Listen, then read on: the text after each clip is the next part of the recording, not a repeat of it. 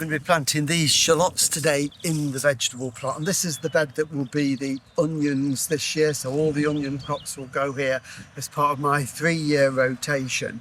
And although it's a little bit too cold to get lots of the vegetables in yet, the soil is just warm enough now to put shallots in, and this is a really interesting onion vegetable because it is a perennial. It's really tough, and we plant a single bulb like that into the ground, and what will happen is it will grow and multiply and produce a cluster of bulbs about this size that we can then lift in the autumn, and we can use them in cooking, or you can pickle them. Really nice tasty onion to have, and we can save some of the best to replant next year, which is what I've done just here. So what I've done is prepare the ground.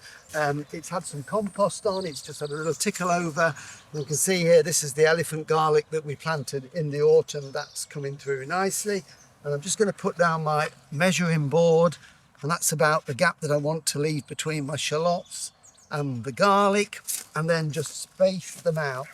So bearing in mind that these are going to grow into a cluster, I want them to be about 15 centimetres apart, 6 inches ideally, so that it just gives them room to grow and produce that little cluster around them like that. So anything from sort of 15 to 20 centimetres is ideal. So we're just going to space those out like that, and then we can get them planted into the ground.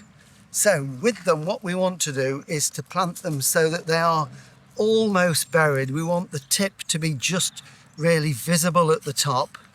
So I'm just going to make a little hole down in there, put my shallot in, and then a bit of compost round.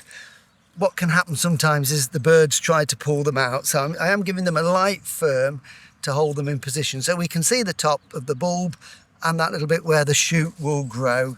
So it's just literally a case of working my way along. If your soil is soft, you can probably just do it with your fingers like that and dispense with the trowel, and that will give them plenty of growing room like that. And even though the soil isn't that warm, I can actually feel that doesn't feel too cold to my fingers because it's now had some sunshine on it, which is perfect. The roots will grow within a matter of days of being in touch with this lovely moist compost.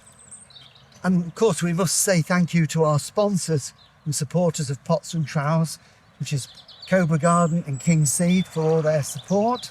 And there we go. The last one going in like that. And then what I will do is I will put a label in there just to remind me that I've planted them, a little cane and a label.